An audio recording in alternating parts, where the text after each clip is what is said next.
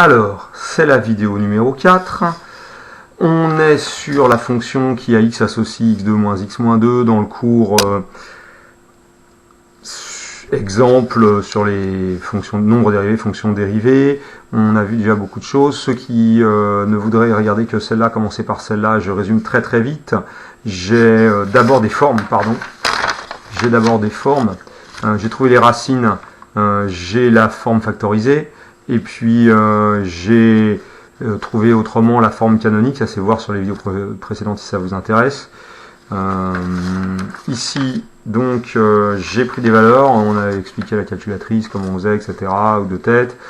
Là, je les ai que sous forme décimale, on a vu en classe les fractions. J'ai deux calculs de pente, hein, moins 1, c'est celle-là, la pente là, de pente 2, la pente CD, c'est ici, D là, c'est celle-là. On pourrait le marquer, CD, oui, 1 moins 2. Donc UB il est là.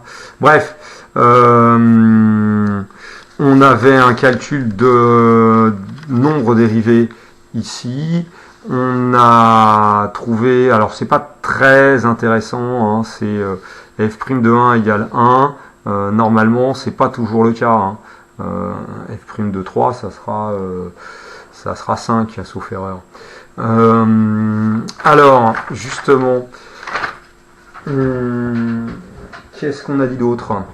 On a dit que vais-je retrouver ma petite fiche? Voilà. Qu'est-ce qu'on veut faire? On veut tracer à la calculatrice. On veut avoir un beau tracé de courbe. Mais quand on a deux points, on a une seule droite, seulement on a une infinité de paraboles et encore plus une infinité de courbes quelconques qui peuvent passer par ces deux points. Donc on peut se rapprocher et avoir la pente, on peut faire plus de points. Hein. On peut faire un tracé, pour avoir un tracé harmonieux, on peut avoir beaucoup de points, on a dit. On peut le faire, on peut voir la tête de la courbe à la calculatrice, on peut utiliser, et c'est ce qu'on va vous demander, la fonction dérivée, déjà des nombres dérivés, etc. Donc là j'ai un peu brûlé, voilà on est ici, mais on ne sait pas si la fonction elle fait ça, ou si elle fait ça, ou qu'est-ce qu'elle fait, à la limite, voilà, si elle était constante nulle, enfin bon, peu importe. Donc si on nous donne le nombre dérivé, c'est-à-dire si on nous dit par exemple ici, et ben voilà, la pente de la tangente là, elle est comme ça, elle est négative, pas trop forte, donc il y a un nombre pas trop petit. Là on a un nombre très très petit, moins 9, moins 20 peut-être. Là on a un nombre moins 0,8 peut-être. Là on a un nombre 1,5 peut-être. Donc selon la pente qu'on a, on va tracer la rouge, la noire ou la bleue. Pareil, si on vous donne, si vous avez la dérivée, si on vous donne deux pentes rouges, ici une pente forte, vous avez 2 points. Hein, voilà. Je vais en refaire encore un coup. Vous avez 2 points. Si on vous dit les valeurs des pentes des tangentes, il y en a une qui est comme ça et puis peut-être une qui est nulle, tiens. Hein, et bah vous dites ah bah ou elle est pas tout à fait nulle, mais bon bah voilà, tiens ma courbe elle est comme ça. Si on vous dit ah non, si grâce à la dérivée vous trouvez que c'est quelque chose comme ça, vous dites bon bah à ce moment-là je vais avoir quelque chose qui va ressembler à ça. Bon, on sait pas tout. Hein. Donc ça c'est un début pour l'étude de la fonction.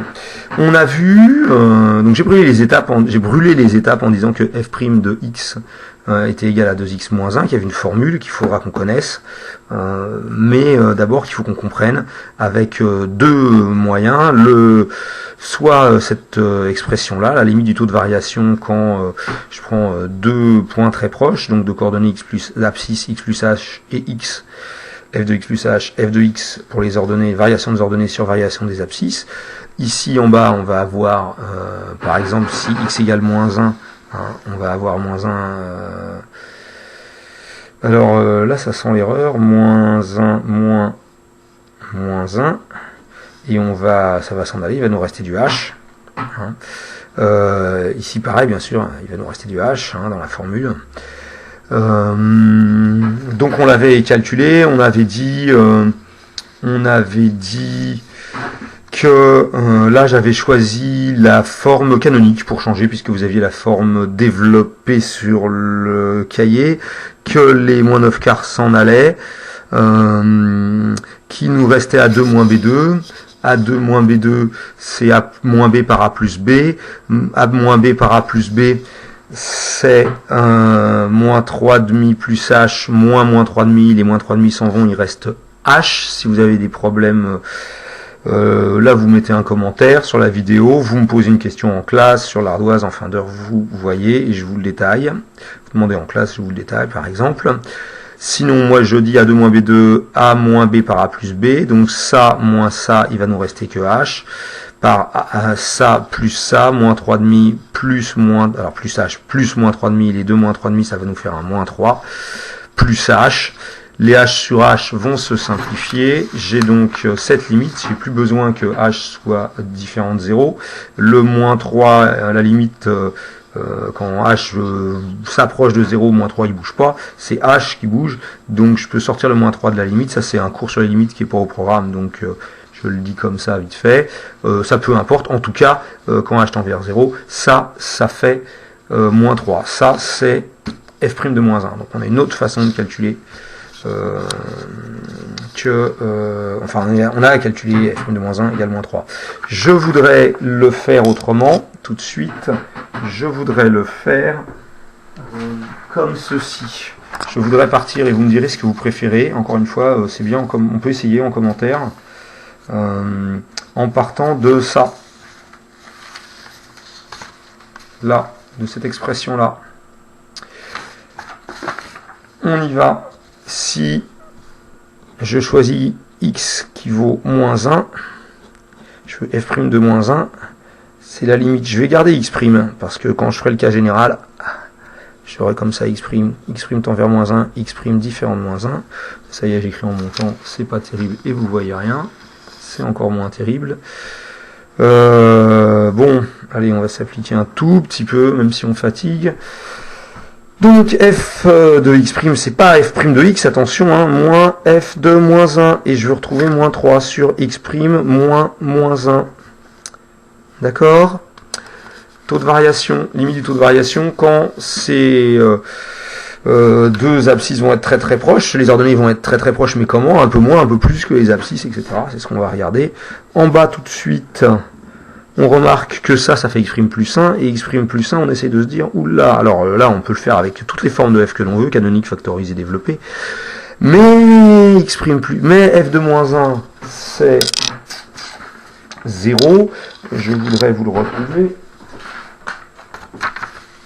f de moins 1, c'est 0, vous calculez là-dedans 1, moins 1, 2, moins 2, 0, n'hésitez pas à faire des pauses à chaque fois pour faire des petits calculs ou à sauter des passages, hein.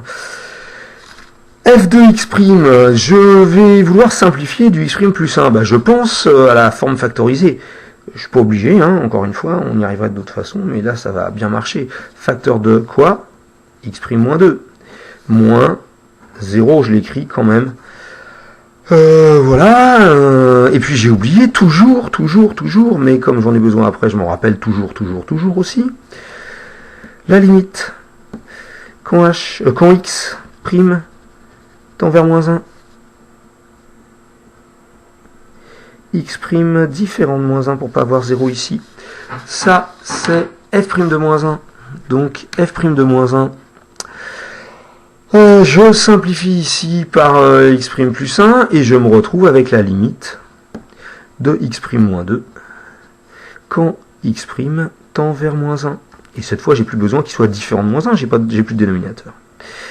Donc ici, je peux remplacer par moins 1. Je peux même dire que ma limite ne joue pas sur le moins 2, le sortir, moins 2 plus, ou limite de x', moins 2, bref.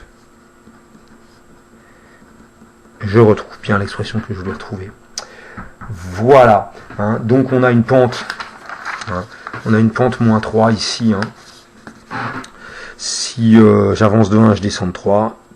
Si je recule de 1, je monte de 3, donc autrement dit, si 3 c'est là. Si j'avance de 1, je descends de 3, clac, si je la tracer, voilà, comme ça.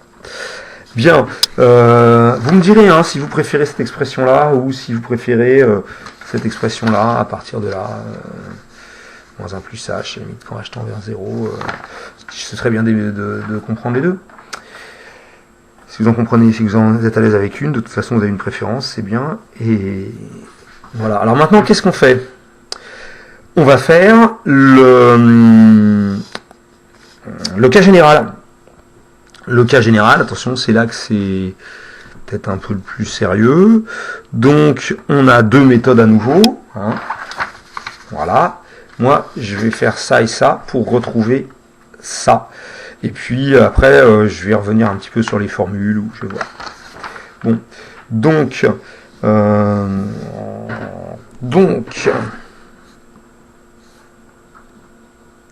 cas général, expression de f'. F' de x, on va accepter que la fonction soit dérivable sur R, c'est la limite quand h tend vers 0, donc ça c'est la méthode 1, avec h. F' de x, quand h tend vers 0, c'est la limite du taux de variation, f de x plus h, moins f de x sur x plus h moins x. Déjà, ça va nous faire sur h. Alors, forme factorisée, forme canonique, forme développée. Moi, j'ai bien envie de prendre la forme, en effet, avec la forme canonique, ça paraissait pas mal. On a fait en classe avec la forme développée en tout cas. Je ne le sens pas excessivement avec la forme factorisée. Je vais repartir avec la forme canonique. Allez. Ça, c'est... Qu'est-ce que c'est, ça? C'est x plus h moins 1 demi carré moins 9 quarts moins x moins 1 demi carré moins 9 quarts. D'accord? Sur h. Qu'est-ce que j'ai oublié? D'écrire le mot limite. Égal. Je suis au brouillon, hein? D'accord? Là, j'ai des petites choses. Je vous fais aller un petit peu plus vite. H différent de 0. Bon. Enfin, je vous fais me perdre un peu moins de temps, on va dire. La limite. Alors, le moins 9 quarts, il va s'en aller quand je vais supprimer ces parenthèses-là, je vais avoir plus 9 quarts. A2 moins B2, même principe qu'avec x égale moins 1. Hein. A2 moins B2, A plus B par A moins B, par exemple. Alors A plus B par A moins B, je me trouve avec x plus h plus moins 1,5 plus x moins 1,5. Facteur de x plus h moins 1,5 moins x moins 1,5 sur h. Le numérateur, qu'est-ce que c'est? X plus h moins 1,5, ça fait 2x moins 1 plus h. 2x moins 1 plus h. Facteur de x moins x, ça va s'en aller. Moins 1,5 moins 1,5, ça va s'en aller. Il va me rester h. Ouais, de l'autre fois, j'avais mis devant, c'était mieux. Oh non, c'est tout pareil. Alors, numérateur, c'est ça. Donc, le taux, donc f' de x. Numérateur avec des notations évidentes en interro. Appelons numérateur, il faudrait écrire appelons numérateur, appelons num, le numérateur de la limite. Donc, blablabla, f' de x, c'est la limite. Cette fois, je m'applique quand h tend vers 0.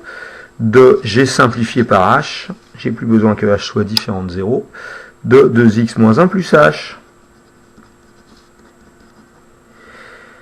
Voilà. Or, ça, quand h tend vers 0, ça bouge pas quand h bouge, donc je pourrais le sortir, et c'est la limite quand h tend vers 0 de h, c'est 0, donc ici c'est 2x moins 1. Vous me dites quel endroit vous comprenez pas, si vous comprenez pas, qu'est-ce qui va pas, etc. Je vais le faire avec la méthode 2, ça c'était la méthode 1. Méthode 2.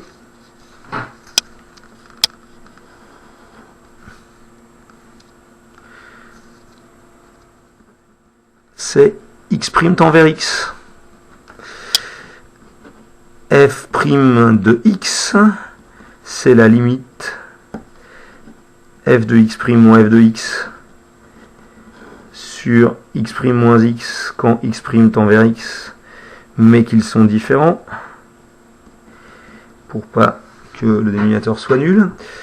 On l'avait fait avec, on l'avait fait en haut avec la forme factorisée. On va essayer de se le refaire, mais avec la forme factorisée. Est-ce que c'est une bonne idée? Est-ce que c'est une bonne idée? Parce que moi je vais avoir ça qui devrait apparaître. Je vais avoir x' plus 1 facteur de x' moins 2 moins x plus 1 facteur de x moins 2 sur x' moins x. C'est pas terrible. C'est pas terrible, ça marcherait, hein, mais va tout falloir redévelopper pour faire apparaître du x' moins x. Donc du x' moins x, je vais l'avoir avec la forme, développée. Hein. Je réfléchis avec la forme canonique. J'ai avoir du A2 moins B2, ça pourrait s'arranger avec la forme canonique, hein. Mais je vais le faire avec la forme développée. F de x', c'est x' carré moins x' moins 2, et f de x, c'est x carré moins x moins 2. Et en bas, et ça, il me faut une limite.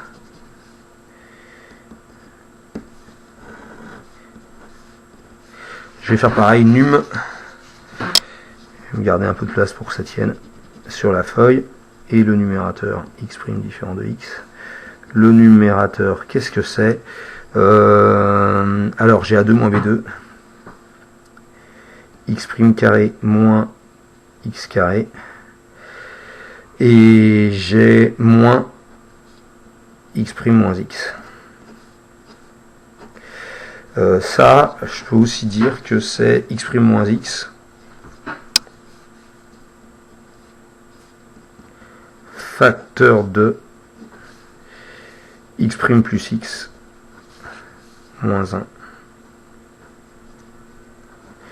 Voilà. Quand je mets ça sur x' moins x, les x' moins x vont se simplifier. F' de x, je l'écris quand même. C'est la limite x' moins x, x' plus x plus 1, x' plus x moins 1, sur x' moins x, quand les deux abscisses se rapprochent, quand il y en a une qui se rapproche beaucoup de l'autre. Pour l'instant, elles sont distinctes. Ici, j'ai plus besoin qu'elles sont distinctes, j'ai simplifié la limite quand x' tend vers x de x' plus x moins 1. Le moins 1, il fait rien. X' il tend vers x, ça va faire x plus x moins 1, ça va faire 2x moins 1. Voilà, donc je retrouve de cette deuxième méthode ma fonction dérivée. Donc maintenant, j'ai pour tracer ma courbe, à chaque point, j'ai, alors ce serait bien de le mettre sur une ligne, j'ai pour tracer ma courbe, si vous voulez, si on fait des pentes, vous savez, quand on l'avait présenté comme ça, là, ce serait pas mal d'avoir, on a quelques pentes de marquées, puis d'avoir f' avec des valeurs. Hein. Donc il faudrait je vais le faire en couleur. Ici, c'est 2x moins 1. Ça fait un peu brouillon et un peu serré, mais enfin, c'est pas très très soigneux, mais ça va aller. 2x moins 1, f' de x. Et là, on a les pentes. 2x moins 1, ça fait moins 2.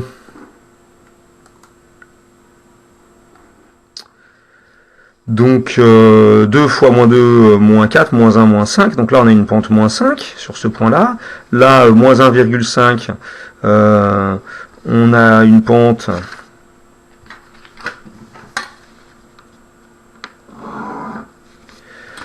Moins 1,5, on a une pente...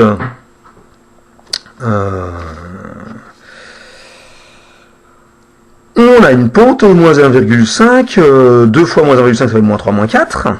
Ici, moins 1, on a une pente moins 3. Ici, moins 0,5, alors je pourrais faire la calculatrice, hein. On a une pente moins 2. Ici, en 0, on a une pente moins 1. Pour 2x moins 1, je remplace x par la valeur. 2 fois 0,5 moins 1, ça fait 0, voilà. Et ici, en 1, 2 fois 1, 2 moins 1, 1. On repart sur du positif. Et bien sûr, on commence à avoir une symétrie. Ici, on veut moins 2. 1,5, 2 fois 1,5, ça fait on veut 2, quoi. Ça fait 3 moins 1, 2. Ainsi de suite. Alors attention, hein, ici on a une vraie symétrie, ici les signes changent, hein, puisque la pente fait ça. D'accord. Donc si là on a une pente comme ça, là on a une pente opposée, de signe contraire, nombre opposé.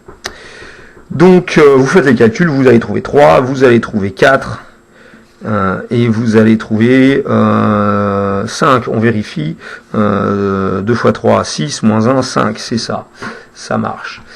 Donc, bien, qu'est-ce qu'on peut dire maintenant? On peut dire que quand on a la fonction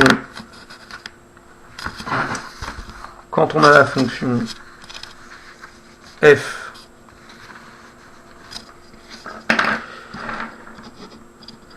définie par l'expression f de x égale x2 moins x moins 2, f' de x, hein, ça va être la dérivée de x2, la fonction qui est x, la fonction carrée, la fonction qui est x associée x2, la dérivée de la fonction opposée, si on veut, qui est x associée moins x, et la dérivée de la fonction constante. Alors la pente de la fonction constante, c'est 0. Hein, la fonction qui est x associée moins 2. Donc ça, en fait, c'est une somme de fonctions. Hein, et la dérivée de la somme des fonctions, c'est la somme des dérivées des fonctions. Faudra l'expliquer, le démontrer, le revoir, mais je vais remontrer ici rapidement. Oh non, je vais remontrer rapidement. Je vais appliquer la formule. x2, sa dérivée c'est 2x, moins x, sa dérivée c'est moins 1, et ça, sa dérivée c'est 0. Donc voilà. Après, il faudrait redémontrer les formules. On va pas le faire sur cette vidéo là parce que ça commence à être un petit peu long.